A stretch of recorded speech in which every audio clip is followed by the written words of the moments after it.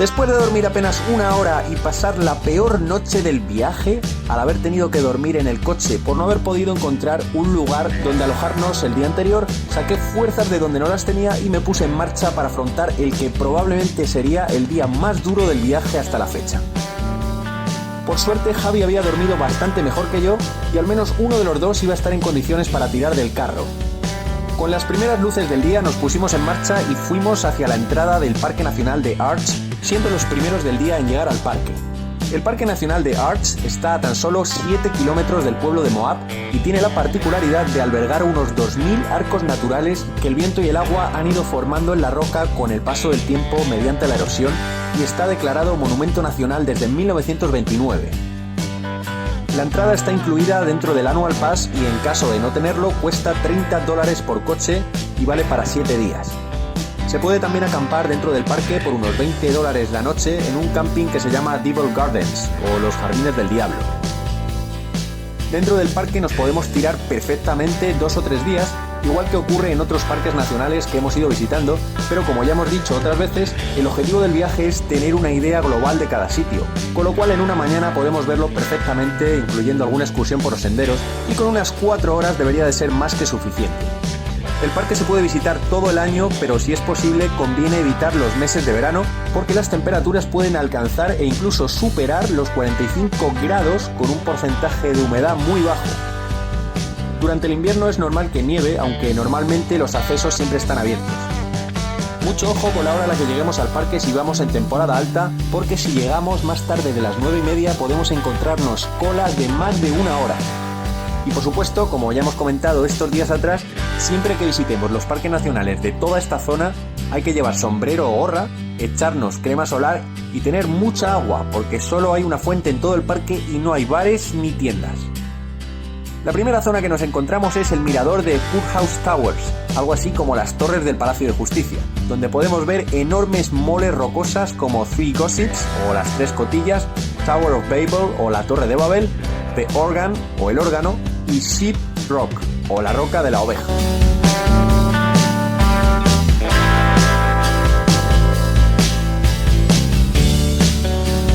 Hay una zona de aparcamiento junto a la carretera y al lado de aquí sale un sendero llamado Park Avenue o la avenida del parque que nos permite caminar para acercarnos más a las formaciones rocosas.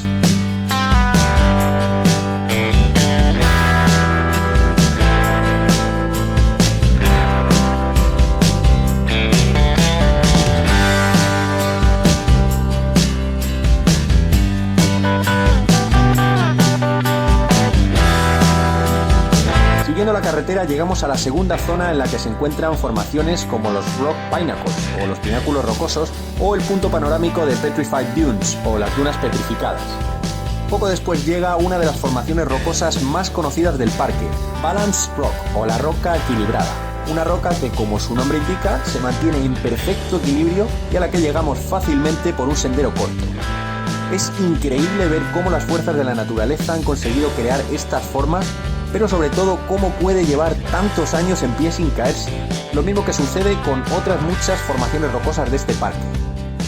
Y precisamente por esta razón es un sitio imprescindible de visitar en tu viaje por esta zona del país.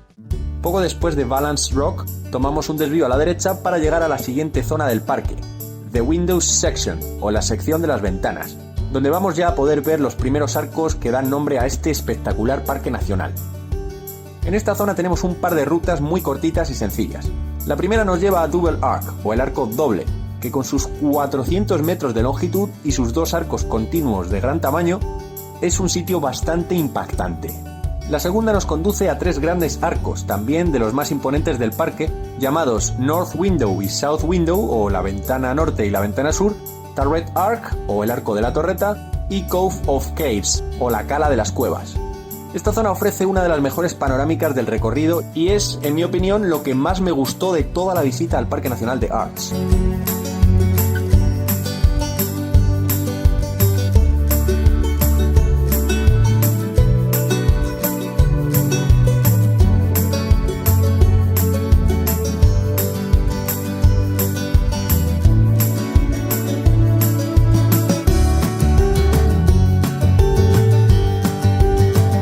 Volvemos de nuevo a la carretera principal y giramos a la derecha, llegando poco después a un mirador llamado Panorama Point, que no consideramos muy interesante y en el que apenas nos detenemos. Poco después llegamos a un cruce en el que nos desviamos de nuevo a la derecha para llegar al punto más famoso del Parque Nacional de Arches, Delicate Arc, la imagen más representativa del estado de Utah que aparece incluso en las matrículas de los coches. Hay un parking en un punto llamado Wolf Ranch, desde el que sale un sendero de 5 kilómetros ida y vuelta que tiene algo de desnivel y aunque no es excesivamente complicado, tampoco es que sea para todos los públicos. El problema es que al ser la ruta más transitada del parque, entre el tiempo que se requiere para recorrerla y para hacer unas cuantas fotos decentes, es fácil que se nos puedan ir un par de horas, sin olvidar que hay que llevar algo de beber y de comer, cosa que no teníamos. Afortunadamente existe una segunda opción que es mucho mejor en nuestras circunstancias, que es seguir por la carretera hasta el parking del Delicate Arc Viewpoint, ver el arco desde allí e incluso caminar unos 15 minutos ida y vuelta hasta el segundo mirador, desde el que la vista es incluso mucho mejor. Una vez habíamos disfrutado del mítico Delicate Arc, volvemos hacia el cruce y nos dirigimos a Devil Garden, o el Jardín del Diablo, el último punto del recorrido por el parque. De camino allí pasamos por los miradores de Salt Valley Overlook, o el mirador del Valle Salado, y Fiery Furnace, o la caldera ardiente. Poco después llegamos a otro mirador llamado Sand Dune Arc, o el arco de la duna arenosa, donde nos detenemos algo más a echar unas fotos. Finalmente, la carretera que recorre el parque acaba en Devil's Garden, o el Jardín del Diablo, y nos deja junto al Primitive Trail, o el sendero primitivo. Antes de recorrerlo conviene tener en cuenta algunas cosas, como por ejemplo que esta es la parte más alejada de todo el parque y que aunque a lo largo de este sendero se ven mogollón de arcos de todo tipo, el recorrido es de 14 kilómetros y medio y 3 horas y media de caminata sobre un terreno bastante hostil y con una temperatura que ya a primera hora de la mañana era bastante asfixiante. Nosotros consideramos que habiendo hecho el recorrido entero y con lo que habíamos ido viendo del parque ya era más que suficiente y tampoco estaba en nuestros planes hacer esta ruta. Pero en cualquier caso creemos que empezar a recorrer este sendero más tarde de las 9:30 de la mañana en los meses de verano es una auténtica locura que no recomendamos en absoluto si no quieres tener muchas papeletas para deshidratarte como un campeón, incluso llevando agua. Después de haber sacado algunas fotos en Devil's Garden, volvemos de nuevo por el mismo camino por donde vinimos para regresar al centro de visitantes y salir del parque.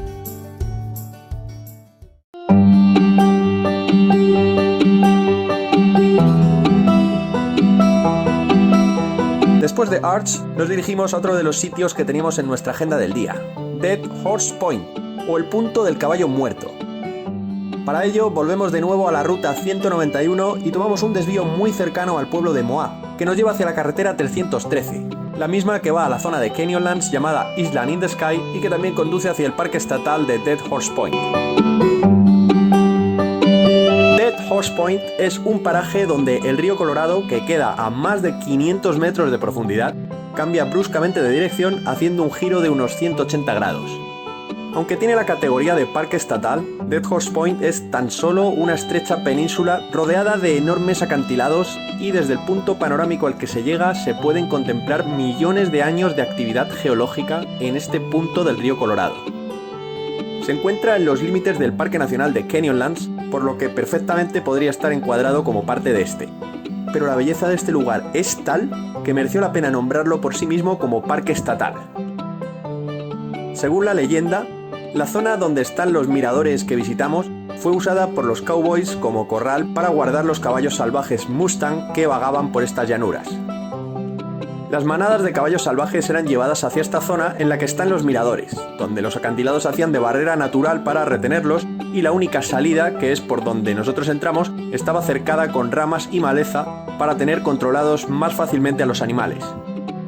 Se dice que por un grave e imperdonable despiste de estos cowboys, una manada entera de caballos se quedó sin agua y sin comida y cuando llegaron encontraron a todos los animales muertos. Y esa es la razón por la que se conoce así a este increíble mirador, sin duda uno de los más impresionantes que nos encontramos en nuestro viaje. Es importante también comentar que al ser un parque estatal no es válido el Annual Pass que compramos por $80, puesto que este solo es válido para los parques nacionales. La entrada cuesta $20 por vehículo y es válida para visitarlo 3 días seguidos, aunque nosotros vimos todo muy tranquilamente en algo más de 1 hora.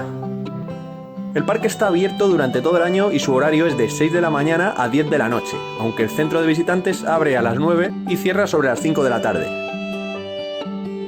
Desde Dead Horse Point se disfrutan de una de las vistas más espectaculares que existen del río Colorado. Aunque nosotros llegamos desde el Parque Nacional de Arch a media mañana, si se tiene la posibilidad, conviene llegar con las luces del amanecer o del atardecer para ver un colorido más intenso, especialmente si eres aficionado a la fotografía. Como curiosidad, comentar 2 detalles. El primero es sobre la famosa peli de Thelma y Louise, cuyas escenas finales en las que se lanza al vacío el coche fueron en realidad rodadas aquí y no en el Gran Cañón como aparece en el guión de la película. La segunda curiosidad son unas zonas brillantes que vimos en la lejanía y que pensamos que podían ser pequeños lagos. En realidad son unos estanques creados artificialmente para la recolección de potasa debido a la alta tasa de evaporación que hay en esta zona y que sirven para obtener este material que es básico en la agricultura, la industria del vidrio o la de jabones y detergentes. Después de recorrer tranquilamente la zona y sacar un montón de fotos, volvimos a nuestro Mustang, tan salvaje como los caballos que hubo por aquí, y volvimos a tomar la ruta 191 para dirigirnos hacia el norte.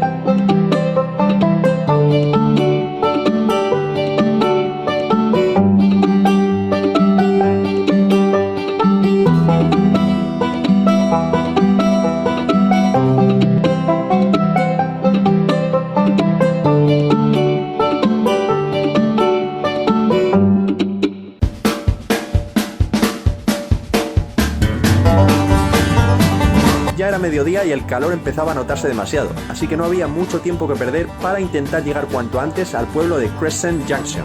donde tomamos la autopista interestatal 70 para cruzar otra frontera más y dirigirnos esta vez al estado de Colorado, el 5.º estado al que llegaremos en nuestro viaje.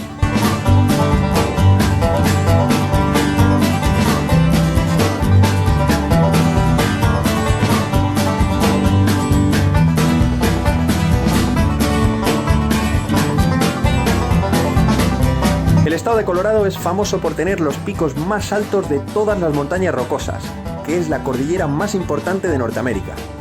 Denver es su capital y su ciudad más grande e importante, otro estado que es una excepción en esto como ya vimos, y su área metropolitana tiene algo más del 50% de la población de todo el estado, casi 2,5 millones de habitantes de un total de casi 4,5 millones. El río Colorado, al que bautizaron así los primeros españoles que llegaron a la zona, es el que da nombre al estado, que es conocido en el país como el Estado del Centenario, por entrar a formar parte de la Unión en 1876, año en el que se cumplió el centenario de la independencia. Seguimos por la Interestatal 70, junto a la que discurre el río Colorado, que nos acompaña en todo momento, y pasamos por localidades importantes de esta zona como Grand Junction, o por otras de nombre curioso como Rifle, pronunciado Rifle, y cuyo nombre llama bastante la atención, y más con el tema del uso de las armas en esta zona. Una vez llegamos al pueblo de Glenwood Springs, decidimos salirnos de la Interestatal 70 y tomar la Estatal 82 que se adentra en el White River National Forest, o el Bosque Nacional del Río Blanco, y nos conduce al mítico pueblo de Aspen, pasando junto a algunos de los picos más altos de todas las montañas rocosas. Las montañas rocosas son la cadena montañosa más importante de todo Norteamérica y su parque nacional es un escaparate perfecto de auténtica fauna y flora americana. A través de miles de senderos y caminos, entre bosques de pino rodeados de hermosos lagos, podremos ver animales autóctonos como el alce americano, el borrego cimarrón o el oso negro, mientras halcones y águilas sobrevuelan nuestras cabezas. Después de comenzar en Alaska, esta cordillera atraviesa Canadá y los estados de Montana, Idaho, Wyoming, Utah, Nevada, Colorado y Nuevo México. Su pico más alto tiene 4.401 metros de altura y es el monte Elbert, que está precisamente en Colorado y junto al que pasamos por la Estatal 82. Este parque nacional es la principal atracción de Colorado y aunque nosotros no vamos a recorrer lo que es el recinto del parque nacional en sí, pero sí pasaremos por otra zona espectacular de las montañas rocosas y mucho menos transitada. El pueblo de Aspen no es muy distinto a otros de esta zona de Colorado o de Utah. Muchos de ellos tienen muchas cosas en común, como el hecho de haberse desarrollado en las últimas décadas del siglo XIX, porque todos ellos comparten un pasado minero gracias al cual llegaron trenes, infraestructura o electricidad. Pero también a muchos de ellos les llegó una rápida decadencia que en muchos casos les hizo convertirse en pueblos fantasma, sobre todo después de la Gran Depresión. A punto estuvo Aspen de sumarse a esta lista de no haber sido porque lo que aún le quedaba de minería les ayudó a salir adelante. Lo primero que hicieron fue rehabilitar importantes edificios de ladrillo de finales del siglo XIX, como la Wheeler Opera House, y darle un importante lavado de cara al pueblo, algo que ya marcó la diferencia respecto a otros pueblos vecinos. Hoy en día Aspen es muy conocido como destino turístico de invierno. Pero entonces, ¿por qué ir a Aspen si no es para esquiar en invierno? Pues porque el mayor atractivo de este lugar en sí es la propia ciudad, un ejemplo de haber sabido aprovechar sus recursos para adaptarse y salir de una situación que acabó con muchos otros pueblos de la zona. Gracias a su privilegiada situación en plenas montañas rocosas, a estar rodeada de paisajes increíbles y nieve por todos lados durante el invierno, pero gracias también a haber sabido invertir en una infraestructura, Aspen se ha convertido en el destino turístico de esquí por excelencia en Estados Unidos desde los años 50 hasta hoy. Además de todo esto, su tradición de pueblo de cowboys y los recuerdos del viejo oeste es algo que pudimos notar nada más llegar al pueblo. En mi caso, la primera vez que oí hablar de Aspen fue en la peli de Jim Carrey, Dos tontos muy tontos, pero también había oído hablar de la fama de destino turístico para deportes de invierno. Aspen tiene algunos de los resorts y hoteles más caros de Estados Unidos y muchos famosos tienen aquí su segunda residencia.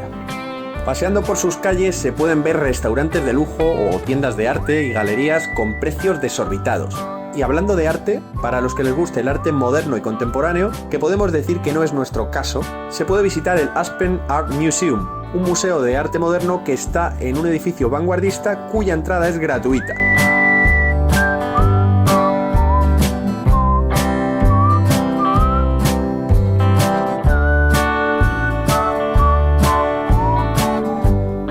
Lo que sí que no nos perdimos fue la librería Explore y la Wheeler Opera House.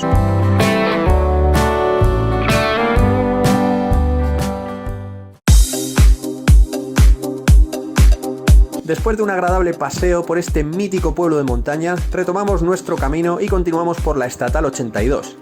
Esta pequeña carretera, que en España sería algo así como una comarcal, está cerrada de octubre a mayo y se encuentra rodeada de paisajes de montaña espectaculares.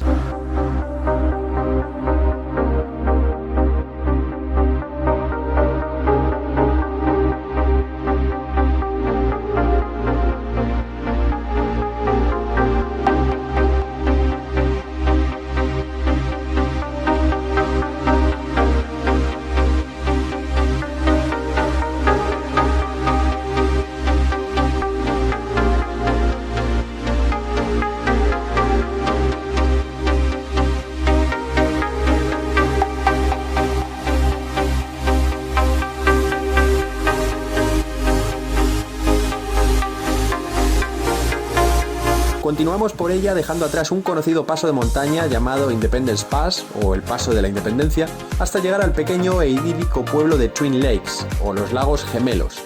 que está poco después del desvío que lleva al inicio del sendero que va al mítico monte Elbert, el más alto de todas las montañas rocosas con sus 4.401 metros y el segundo más alto de los Estados Unidos continentales, tan solo por detrás del monte Whitney, junto al que casualmente también pasamos el día que fuimos de Yosemite a Las Vegas.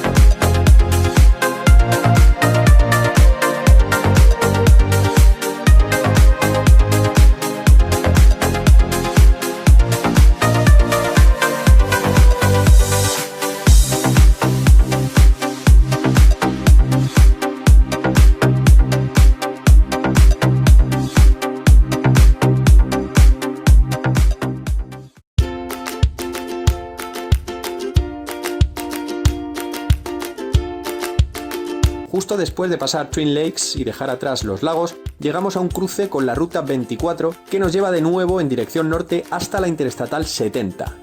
Nos acompaña al comienzo de nuestro camino el río Arkansas, el cuarto más largo de Norteamérica. El paisaje en este tramo no es tan espectacular ni montañoso, pero vimos otro increíble atardecer para sumar a nuestra inolvidable colección en un entorno lleno de enormes praderas, y además de todo esto fuimos testigos de un fenómeno natural que nos dejó sin palabras durante el resto del día. Vimos cómo se empezó a formar un tornado no muy lejos de por donde nosotros íbamos circulando. Nunca habíamos visto ninguno y la sensación fue algo así como entre miedo y emoción. Pero claro, íbamos conduciendo por una carretera en medio de la nada y no nos quedó mucha más opción que tirar millas hasta que finalmente lo perdimos de vista. De ese momento conservamos alguna foto que refleja lo espectacular que fue aquello, y por supuesto que las guardaremos como oro en paño.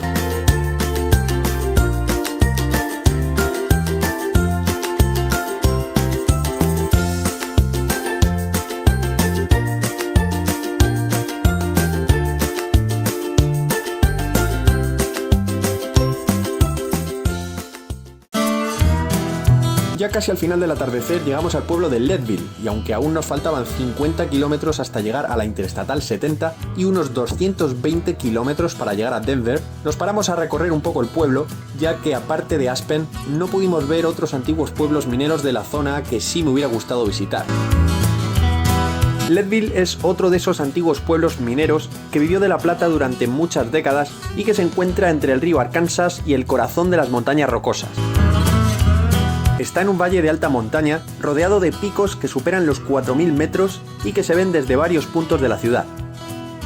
De hecho, Leadville es la ciudad más alta de América del Norte, situada a más de 3.000 metros sobre el nivel del mar. Hoy en día la ciudad vive básicamente del turismo de montaña y deportivo. Su centro histórico por el que pasamos conserva un montón de edificios de su época minera. De hecho, a finales del siglo XIX, Leadville era la segunda ciudad más poblada de Colorado después de Denver. Fue fundada en 1877 por unos pioneros que vivían de la minería, y al principio fue un campamento al que llamaron Slab Town, pero en tan solo 3 años llegó el correo, la luz, el agua, se le cambió el nombre por el de Leadville y se construyeron varias iglesias, varios bancos, 3 hospitales y una escuela para más de 1.000 alumnos. Esto ya nos da una idea de la importancia que llegó a tener este pueblo, que por cierto llegó a acoger a muchos de los personajes más chungos del viejo oeste, a Oscar Wilde e incluso a Molly Brown, la mítica superviviente del Titanic que se casó y vivió aquí unos años y que luchó por los derechos sociales y por la igualdad de la mujer. Además, en este pueblo comenzó a hacerse rico un inmigrante llamado Meyer Guggenheim, el patriarca de una familia de origen judeo-alemán conocida como los Guggenheim, que desde el siglo XIX tienen una de las mayores fortunas del mundo. Mucha historia para un pueblo tan pequeño que fue fundado hace apenas 140 años.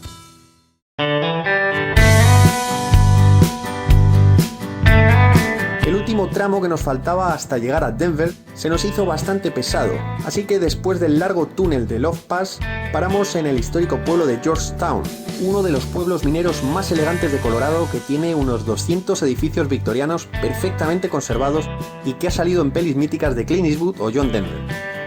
Paramos a descansar un poco y a recorrer el pueblo, pero tampoco nos entretuvimos mucho porque aún nos quedaban 70 kilómetros hasta nuestro hotel, que estaba a las afueras de Denver.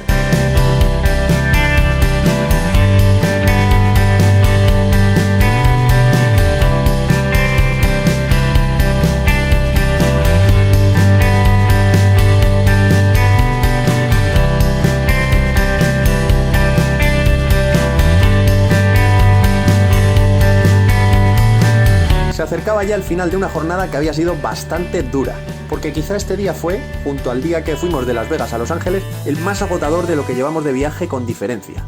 Así que después de una rápida cena en un restaurante al lado del motel, tocaba descansar todo lo posible, porque al día siguiente nos esperaba la visita a Denver por la mañana y después un viaje de casi 700 kilómetros a Santa Fe, ya en el estado de Nuevo México, el sexto estado al que llegaríamos en nuestro viaje. Pero eso ya te lo contamos en el siguiente capítulo de Pepineros por la Ruta.